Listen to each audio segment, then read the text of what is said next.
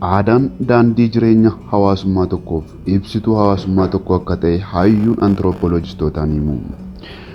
Garuu aadaan bakka tokko tokkotti faayidaa isaa caala miidhaa hamaa qabanis ni jiru. Seenaa addunyaa keessatti aadaan Gibxoota durii akkasumas Kuushota durii baay'ee kan addunyaa ajaa'ibudha. Innis Kuushonni durii fi Gibxoonni durii gaafa du'an qabeenya isaanii kanneen akka warqii, horii gurguddaa, albuudota beekamoo fi qabeenya isaan lafarraa qaban wajjin kan awwaalaman ta'uun isaa beekamaadha. Kana malees immoo ergamoota yookaan garboota lafarratti ergachaa turan faana awwaalamuun isaanii seenaa Gibxootaa keessatti beekamaadha. Kun seenaa addunyaa durii keessatti. Bara teekinooloojii fi saayinsiin guddatee jiru keessatti bara kana keessattis kibba Hindiyaatti taateen ta'aa jiru waan ajaa'ibaati.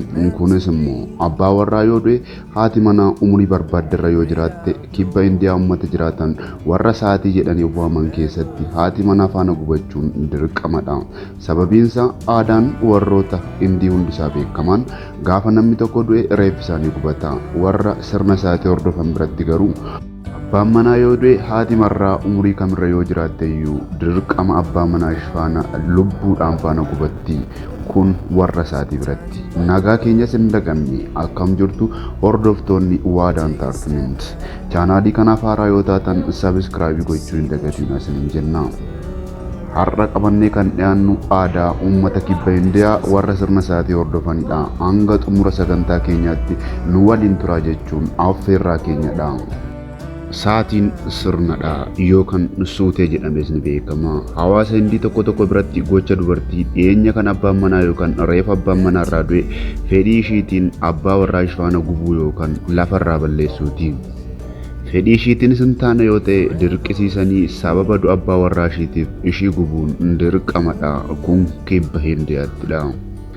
Akka biyya keenyaatti abbaan manaa yoo du'e haadha warraan jajjabaadhu rabbi jeennataa galchu abbaa manaa kee jedhanii jajjabeessu.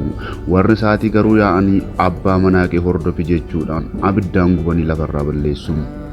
Saatii jechuunis abbaan warraa gaafa du'e awwaalamu sirna haati warraa ibiddaan awwaalcha abbaa manaa ishiirra yookaan bakka abbaan manaa ishiitti gubatee dhumetti ofii ishiitiin gubattee dhumtudha.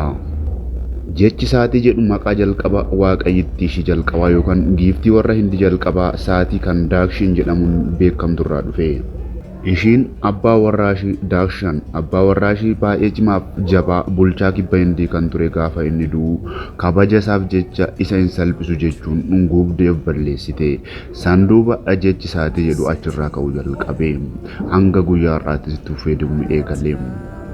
Dhaloota Kiristoosiin dura bara 510 sirni kun kan eegale dubartittiidha yoo ta'u amma guyyaa har'aatti garuu kibba Hindiyaa keessatti ta'aa jira. Sababiin isaa ishii akka waaqaatti waan laalaniif sirna ishii cabsuu fi ishiitti bu'uun akka balaatti waan laalamuuf yeroo sana uummanni yeroo sana abbaan manaa yoo du'e haati warraa hundumtoof gubuu jalqabanii. Garuu hanga guyyaa har'aatti aadaa uummata kibba Hindiyaa ta'etti dhufe. Sirni kun jaalalaa fi kabaja guddaa irraa kan madde yoo ta'us har'atti garuu lubbuu namoota hedduu galaafachaa jira. Namoonni yoo didanis dirqamaan gubatu. Jaarraa kana keessa yeroo mirgi dhala namaa akka gaariitti ifkamaa jiru. Kana malees beeylada biraafuu mirga akka gaariitti ifkamaa jirutti dhalli namaa dirqamaan abiddaan gubata jechuudha. Kibba Hindiyaa warra saatii biratti. Dhaabbanni Hindii Bahaa Biriiteen lakkoofsa waliigala taateewwan beekamoo bara baraan kan galmeessu yoo ta'u bara 1815 hanga 1828 qofatti dubartoonni 7941 sababa kanaan lubbuu dhabaniiru jechuudhaan gabaasee jira. Seenaa keessatti shaakalli saatii gosa hedduu gidduutti kan argamu yoo ta'u hawaasummaa hunda irratti kan argamu yoo ta'u dubartoota yeroo sana kan hin baramnee fi kan sadarkaa olaanaa qaban illee otoo hin hafiin hundi isaanii abbaa manaa isaanii faana gubatu. Lammiileen Awurooppaa sirna kana kan hin beekne yoo ta'u mishiinaroonnii fi namoonni adda addaa gaafachi deeman kana gaafa argan akka waan haaraatti ajaa'ibsiifatu. Har'as immoo dhiittaa mirga dhala namaati jedhanii mormaa jiru. Kanaaf sirna saatii nurraa haa qabu jechuun dirqama. Saatiin nurraa haa qabu malee biyya keenyatti otoo dhufe sababa adda addaatiin namoonni lubbuu isaanii dhaban hedduudha. Ijoolleen abbaarraan du'e haadha isaaniis galgalum sana dhabu yookaan saatii 48 keessatti dhabu jechuudha. Caalatti waan nama ajaa'ibu abbaa manaa gubuudhaaf yeroo tuullaa qoraanii tuulan dubartiin abbaan manaa irraa du'e tokko yeroo abbaan manaa ishee du'e irraa kaasee hanga tuullaa sanatti ol ba'utti nyaata yookaan bishaan yoo tuqxe seera hinduutiin reenfa gubuun waan ishiif hin taasifamneef otoon gubatiin hafti. Kanaaf cimsamtee midhaaniif bishaan irraa tifkamti. Caalatti wanti nama dhibu poolisoonni, bulchitoonnii fi namoonni qaama seeraa ta'anillee sirna kana gammachuudhaan fudhatanii harka reebuu fi yeroo sirni isaatii gaggeeffamu jechuudha.